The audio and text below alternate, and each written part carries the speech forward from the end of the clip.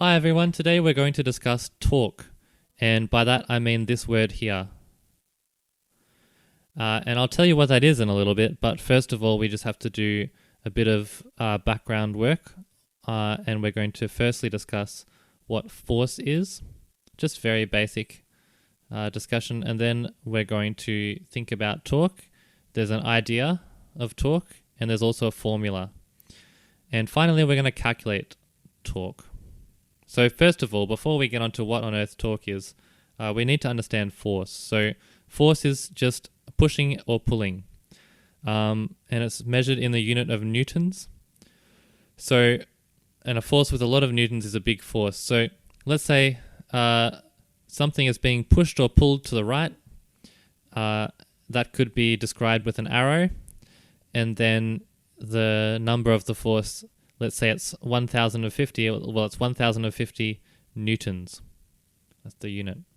Okay, so force, but basically force is pushing or pulling. I'm going to try and close the door with my pinky finger very close to the hinge, or close to the edge with the hinge. And you can see, hopefully you can see, it's not actually, I'm pushing but nothing's happening. Now I'll move it a bit further out and suddenly I can close it. I move it to the very edge away from the hinge and it's so easy to close it. Okay, so you will have just seen a video of me opening a door with my pinky finger. Now, there's a couple of reasons why door handles are usually on this side of the door and not in the middle. This is a very unusual door because it's got the door handle in the middle. Now, one reason for the door handle being on the side is that it's near the latch, so the door can close properly if it's not locked. But another reason why the door handle is on the side is because it's often easier to push the door.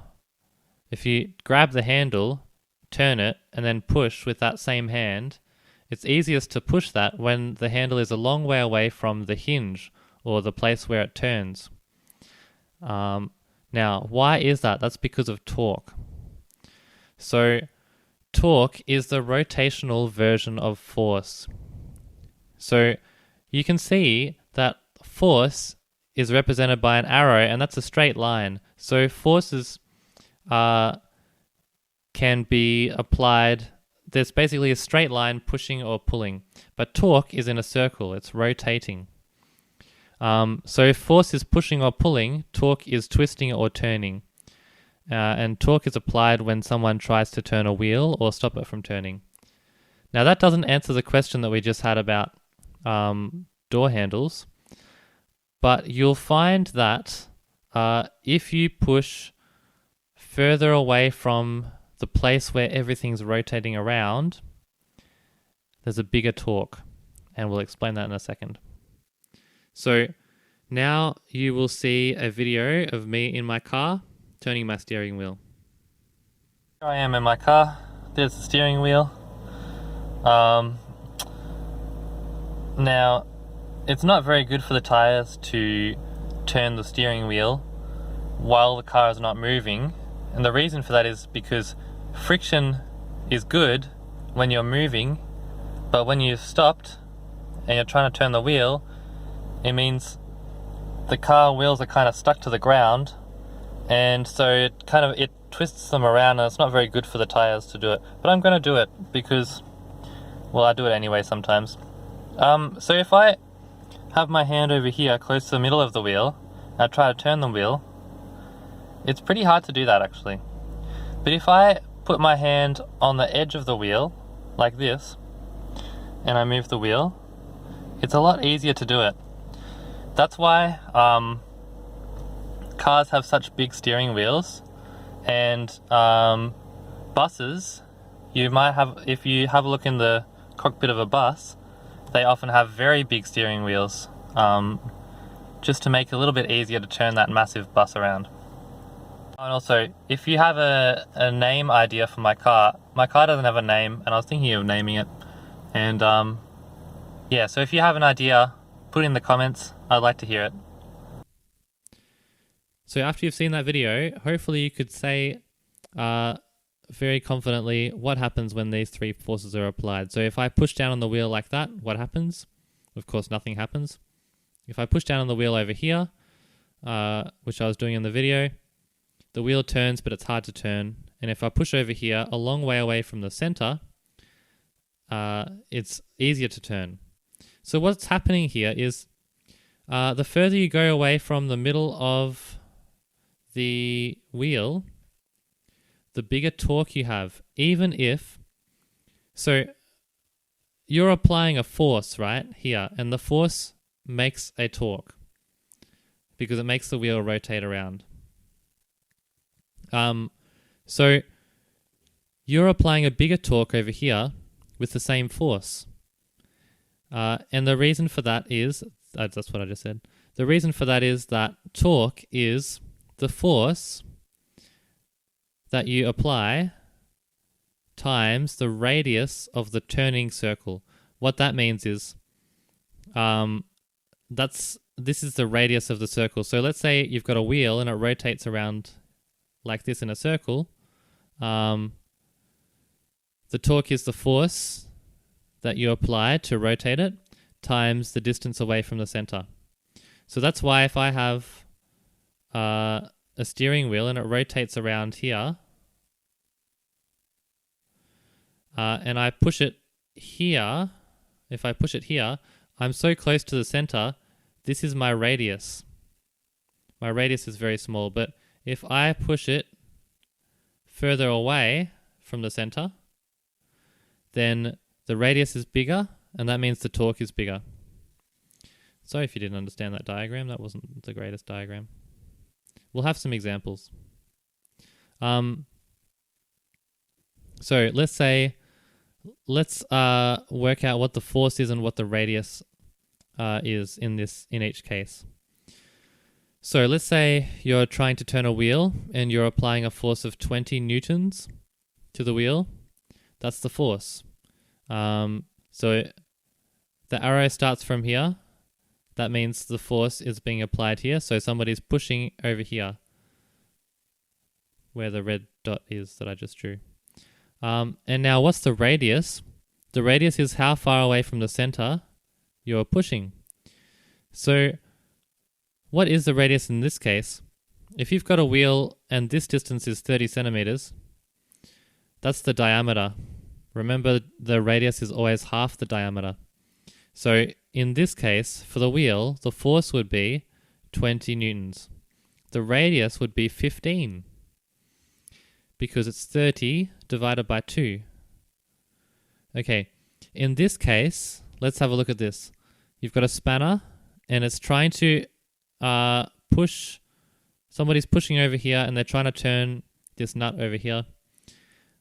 Now, the center of rotation is actually here. So, this is the force, 37, that's easy. The radius in this case is just 20. It's not half of 20 because the circle of rotation, if I draw a circle to show how it's rotating, the circle would be this. So the radius of that circle is 20 centimeters. So I should say 20 newtons, 37 newtons, 15 centimeters, and 20 centimeters. That was our last one. All right. Now let's do a couple of problems, and then we'll move on to the applications of torque. So, okay, let's say you've got a brake pad pushing against a brake disc. Now, if you're wondering what that is, you've got the wheel of a car. Let's say that's the wheel of the car. And it has an axle, and the whole thing is rotating around. Now, there's also this thing inside the car called a brake disc, which is like a thin disc like this. Not that thin, it has to be strong. And you can see that if this wheel is rotating, the axle is rotating, the disc is rotating, everything is rotating, right? So if I stop this disc rotating, I'll just draw a label, brake disc. If I stop the brake disc moving, that stops the whole thing. So there's a little brake. When I say little, actually, it's not very little. There's a rubber brake which pushes down on the disc and causes friction. And remember, friction always slows things down if they're moving. So the brake disc creates friction by clamping down the brake causes friction by clamping down on the brake disc, slows it down and stops it from moving eventually. So that's the brake pad that's pushing it down. So a brake pad pushes against a brake disc in a car, creating a 120 Newton frictional force 18 centimeters from the center. Now, we actually have to find the torque applied. What does that mean? How can the force of the brake disc make a torque? Well, what's happening is there's still a force. Let's say this is the brake disc, and the brake is over here, let's say. And the brake is how far away from the center? It's 18 centimeters away from the center of the wheel. And that's the force. Let's say if the wheel is moving this way, the brake disc, the friction is always in the opposite direction to where it's moving. So that must be putting a force this way on the wheel. Now, okay, so there's a force of friction which the brake disc is providing, and it's a certain distance away from the center. The force is 120 newtons, so our formula is the torque equals force times the radius. The force is 120 and the radius is 18 centimeters. Now, I haven't said something. There's something about this formula that I haven't said. If we go back to the formula slide, the radius is always in meters. That's really important. So, and the torque, the units of torque are called Newton meters. So, if this is always in meters, we've got centimeters here. That's bad. We need to convert that into meters. So, 18 centimeters. You have to divide it by 100 to convert to meters. So it's 0.18 meters.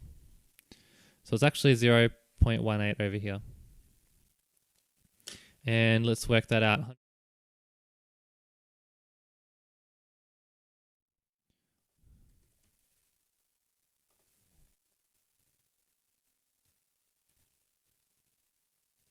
So that would be 21.6.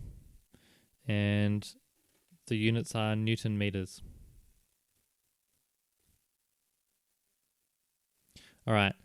Now let's say there's another example. A girl turns a 23 centimeter spanner using a force of 45 newtons. So let's draw a little spanner here.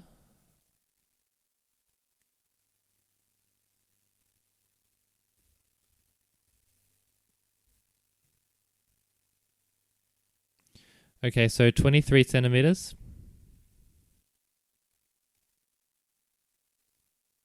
And she uses a force of 45 newtons. Now we have to assume that the girl is actually pushing over here. And let's say there's a little nut in here. Now just think about why we would assume that. Because if she pushed over here, let's say her force was over here instead, the radius would be smaller, so the torque would be smaller. So that wouldn't be a very smart thing to do. The smartest thing is to go as far away from the center of rotation as possible, so you get the biggest torque. So let's assume that she is as far away as possible. And then we'll do our torque formula. Force times radius. The force is 45 newtons. And the radius is 23 centimeters. Except, remember, it's meant to be meters. So we have to again convert that to meters. 23 divided by 100 equals 0.23. You can do all this in a calculator if you want. I'm sure nobody will mind. So this is actually 0.23, and that will equal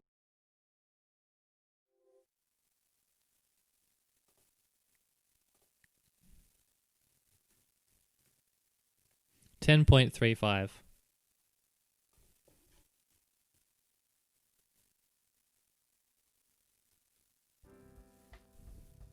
Okay, so I think we'll save any applications to a future video, which will be a little bit shorter.